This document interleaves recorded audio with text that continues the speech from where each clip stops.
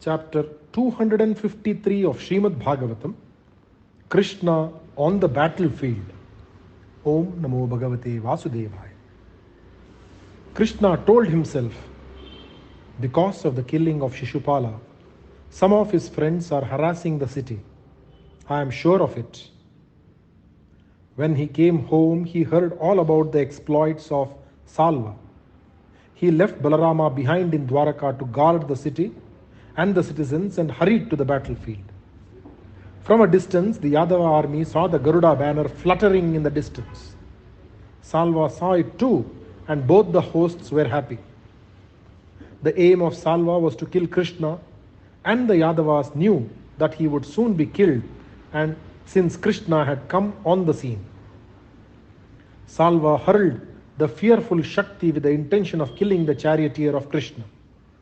The Shakti was making the earth and the sky glow with its brilliance, and the noise it made while it approached them was like 1,000 thunders crashing together. Krishna broke the Shakti into splinters with his sharp arrows. The arrows released from his bow were flying so fast that they soon covered the chariot Saubha and it could not be seen. Salva hit Krishna's left shoulder with an arrow. So sharp was the pain that Krishna's bow Sharanga slipped from his hand. Salva spoke words which he thought would frighten Krishna. He said, "You stupid fool, I am going to punish you for the many wrongdoings of yours. You are but a common thief, and more than that, you are a cowherd. While we were watching you carried away the wife of Shishupala and made her yours, you ran away instead of winning her by fair fights. And now, what have you done? While he was unprepared for it, you killed my dear friend Shishupala in the Rajasuya hall. I will avenge the death of my friend by killing you with my arrows." Krishna's eyes were flashing fire. He said, "You brag too much. Real heroes do not talk about, but show in action what they mean to do." Even as he was talking, Krishna hit Salva on the chin with his gada. Salva was spitting blood, and when the gada returned to him, Krishna looked again, but Salva had vanished from there with the help of his Maya. When he was trying to locate his enemy, Krishna was stopped by a messenger from Dwaraka. He had run all the distance and he said, "Krishna, Krishna, your mother sent me to you in a hurry. Your father, Vasudeva, has been captured and tied up like a sheep by a butcher." When he heard this, Krishna became extremely despondent like any ordinary mortal afflicted by sorrows and suffering. He said, "How could this coward Salva have managed to defeat my brother Balarama, who is invincible? When such a thing has happened, it is clear that that fate singles out some men, even men like my dear brother and father, and makes them suffer humiliations. Fate is the most powerful of all enemies." Salva suddenly appeared before Krishna and he had the captive Vasudeva with him. He said, "Krishna, look, this is the man whom you respect most, your father. I will kill him even while you are looking. If you have strength enough to save him, do it now. Let me see how valiant you are." Before Krishna could touch his bow, Salva cut off the head of Vasudeva, and flying in the air, he entered his chariot, Saubha. Krishna was sunk in awe, but it was only for a while.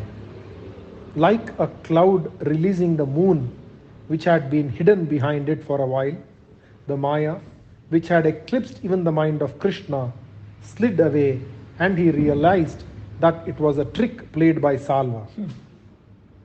Like a man does not see the world of dreams when he gets up, even so Krishna did not see the messenger from the city, nor could he see the body of his father which had fallen on the ground a while back. Krishna was furious with himself more than even with Salva.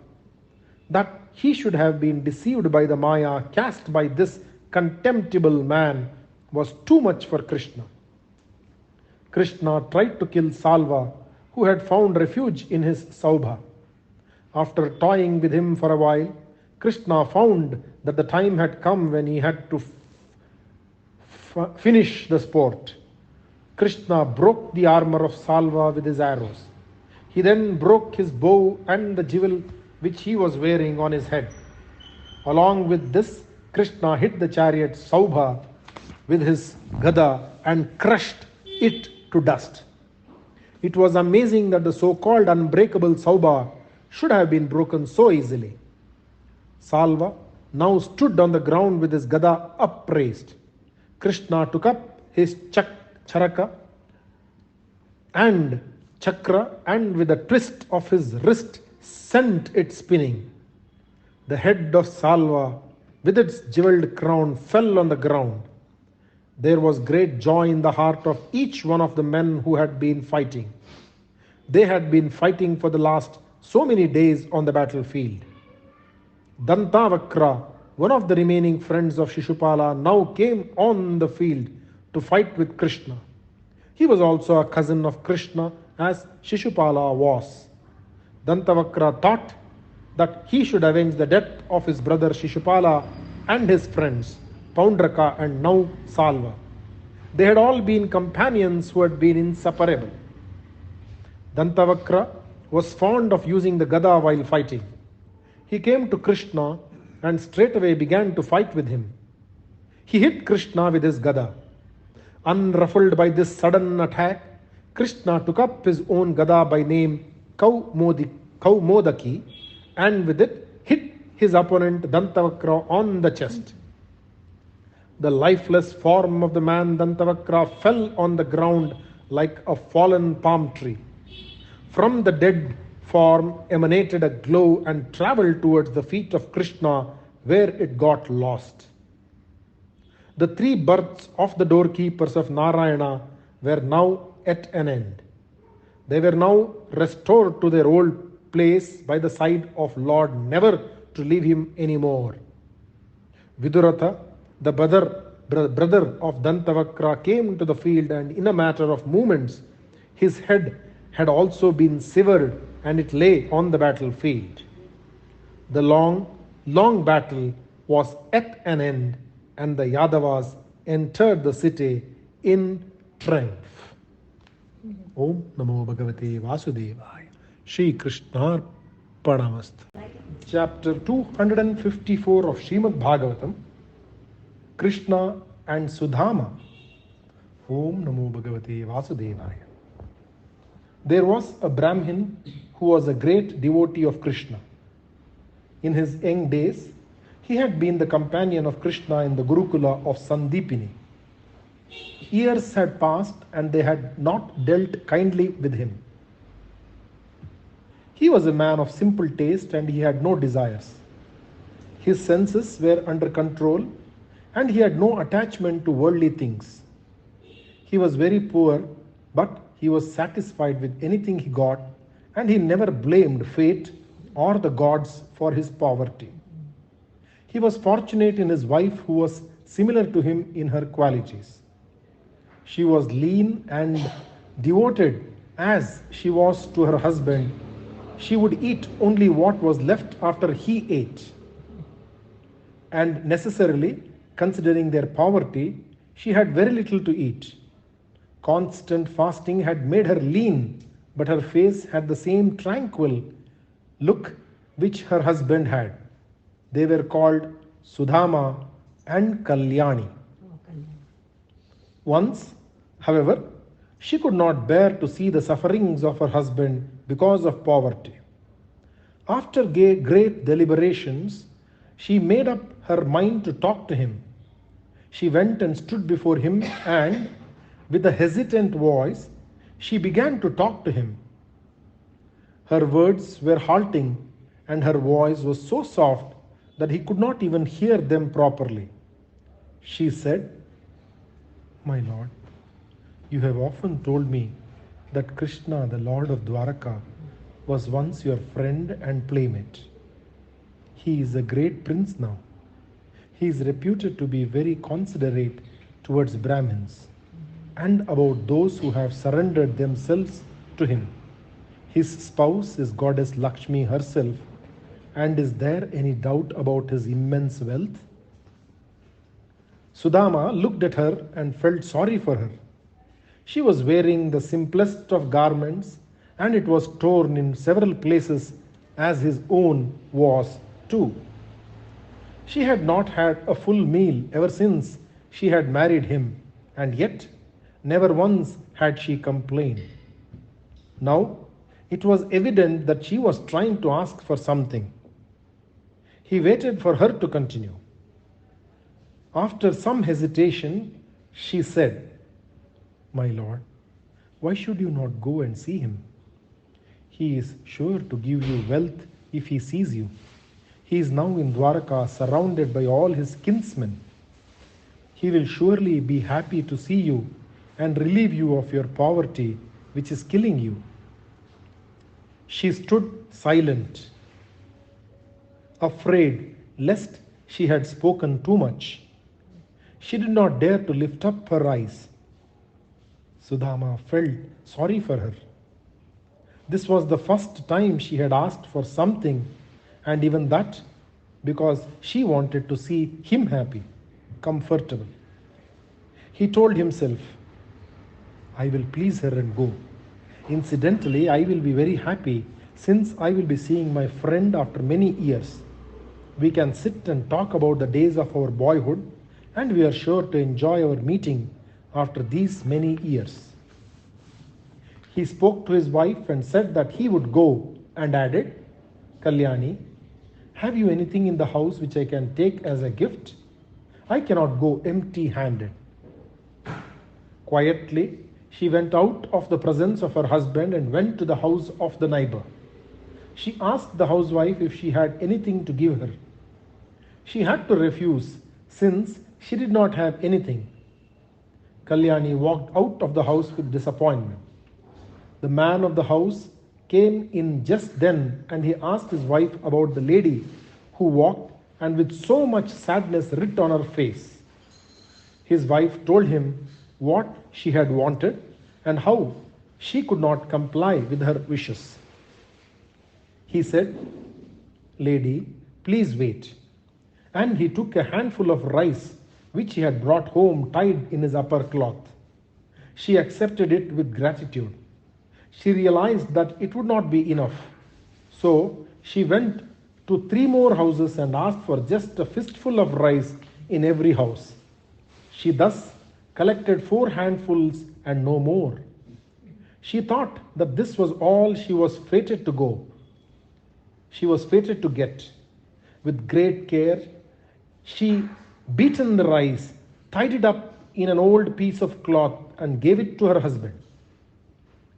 Taking the small bundle in his hand, the poor Brahmin Sudama left his home with great joy in his mind, since he was going to see his friend, and at the same time he was worried about how he was going to get an audience with Krishna.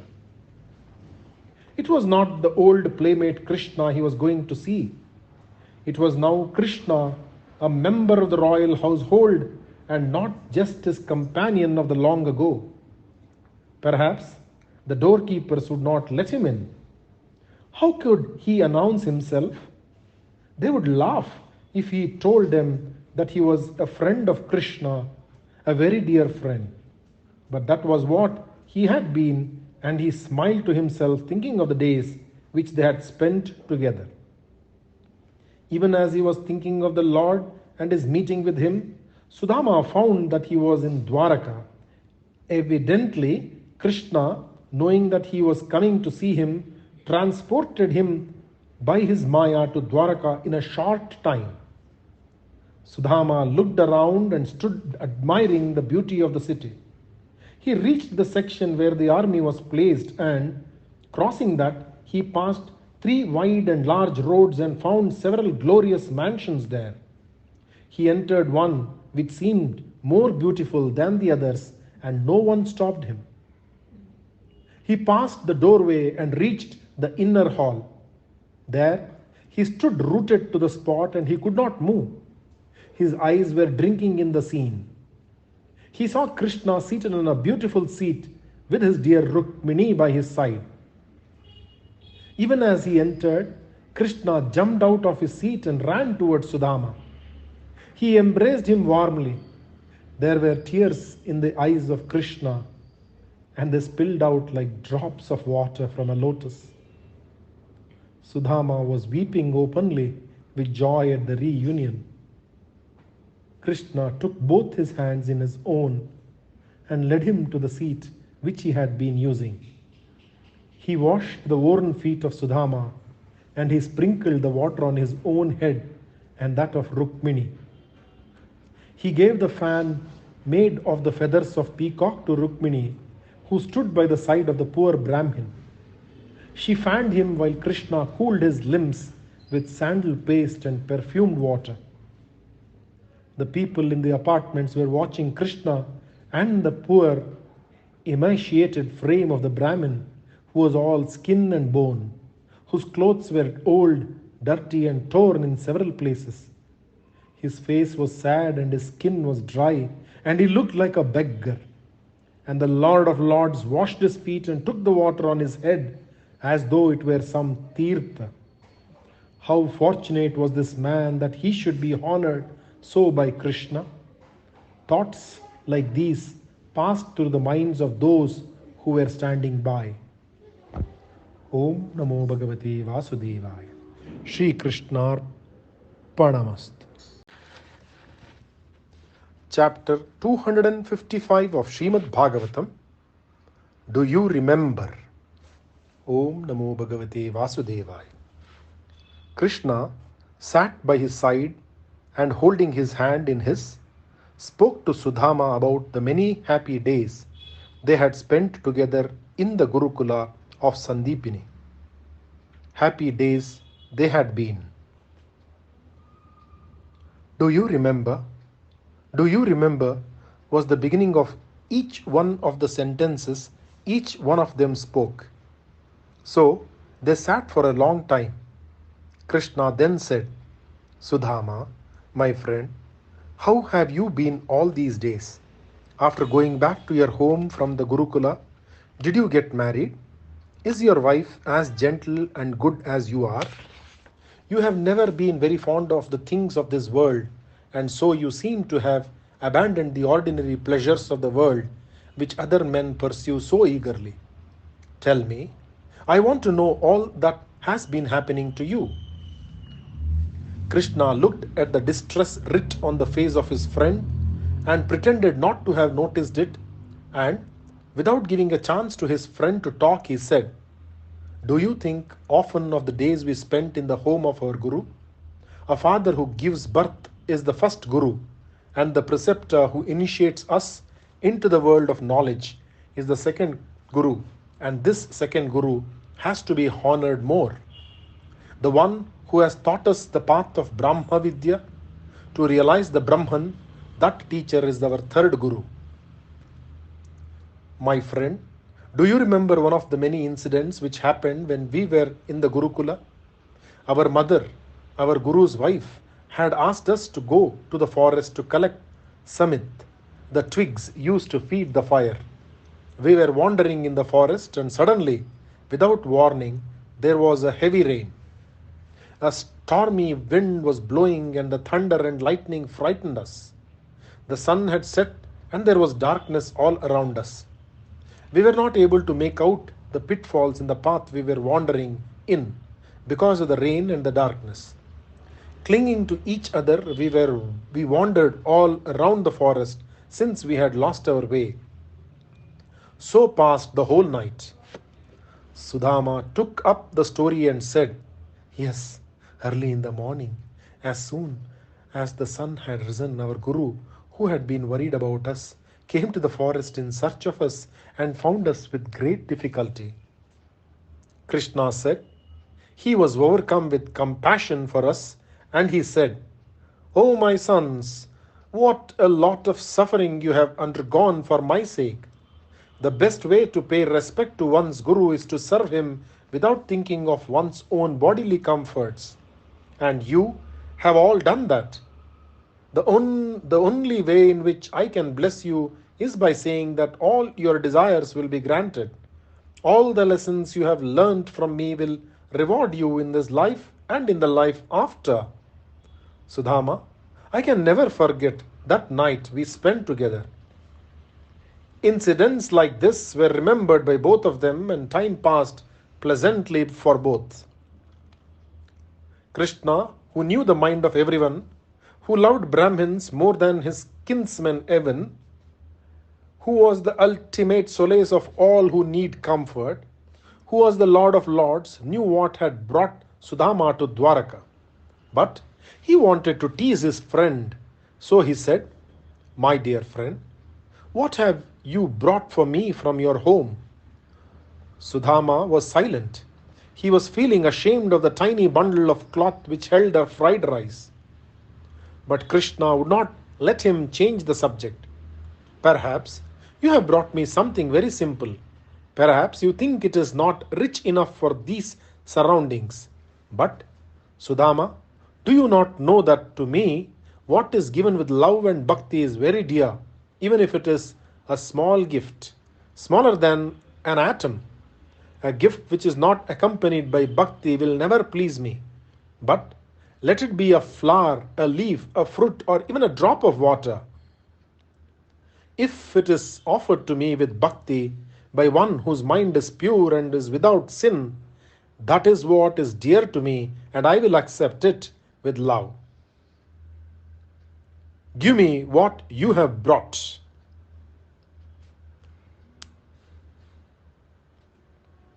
Patram pushpam phalam thoyam ye me bhaktya prayuchyate. Even then, Sudama was feeling shy. Krishna thought to himself, "My poor friend has been poor all these years, and yet he has never once thought of asking me to help him. Because of his wife's insistence, he has come to me. I must grant him what he has not asked me for." Krishna waited for his friend to give him something as though he were a child waiting for a gift from his mother. He then caught hold of Sudama's upper cloth and said, "Look, my sister has sent me something which you do not want to give me."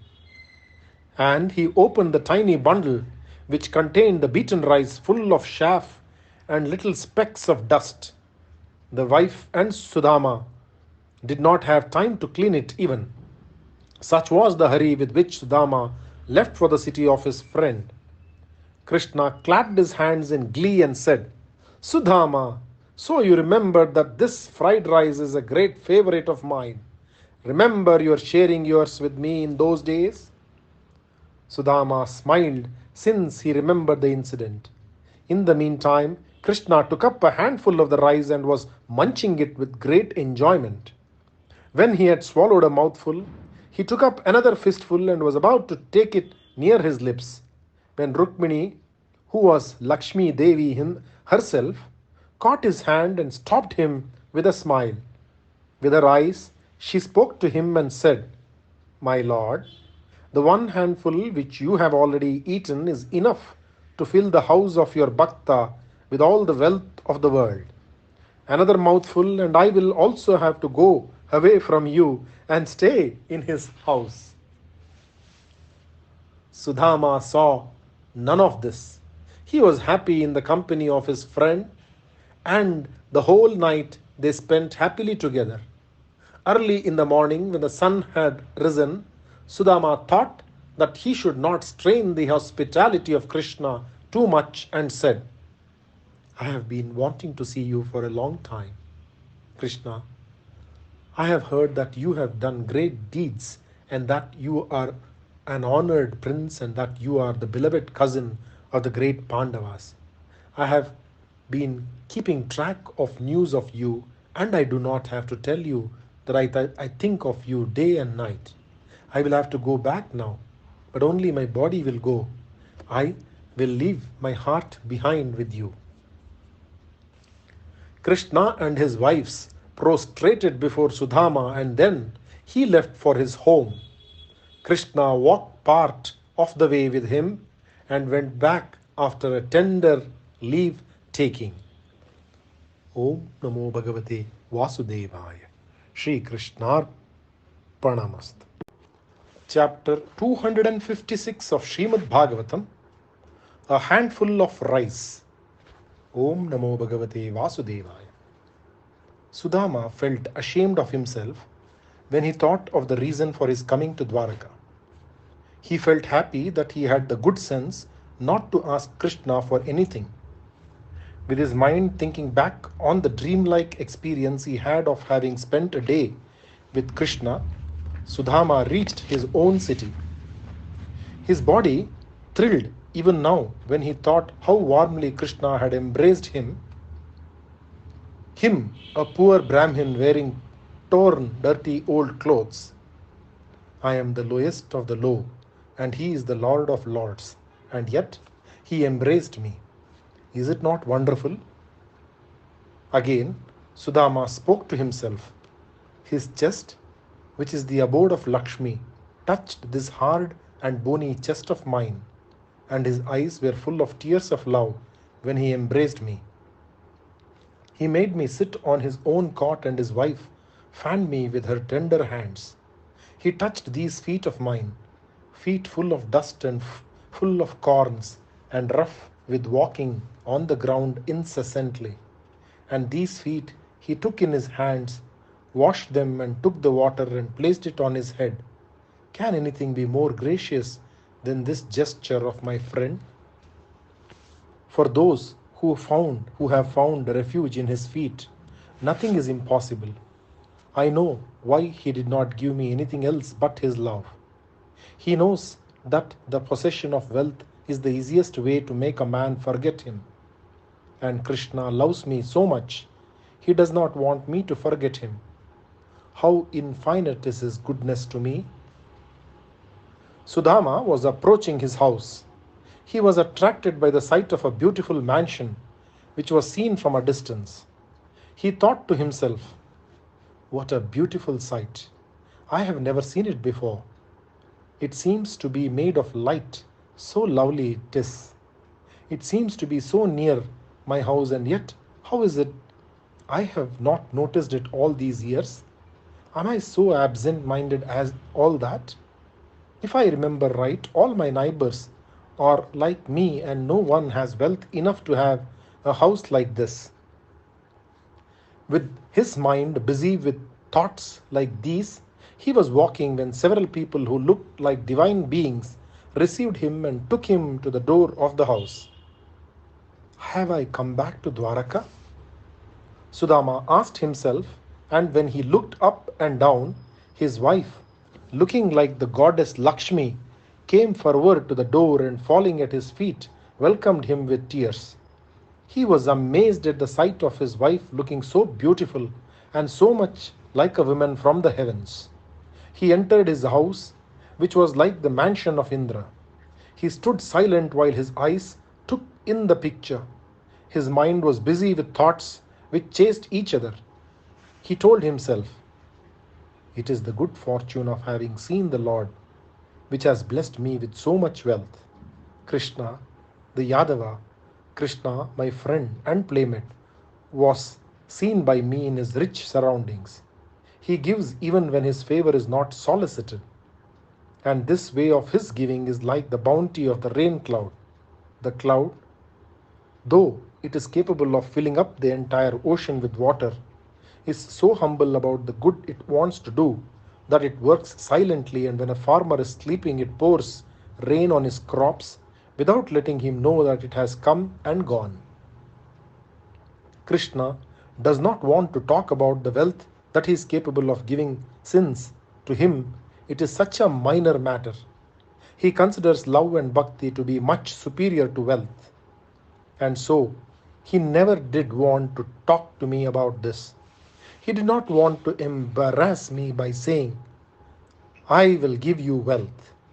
Since he does not consider wealth to be equal to bhakti, and in his eyes I saw that my love for him seemed to please him so much. To him, the handful of rice I took was dearer than all the nectar and honey which was there for him in plenty. With these thoughts, Sudama accepted the gift of the Lord, and with his wife he enjoyed the wealth that was granted to him. All the while, however, he and his wife were ever devoted to Krishna, and his feet were ever placed in their hearts. Gradually, they practiced the art of detachment from worldly things, unaffected by the earlier poverty and now the later wealth. The Brahmin couple lived happily with their minds full of thoughts of Krishna. Om Namo Bhagavate Vasudevaya. Shri Krishnarpanamastu.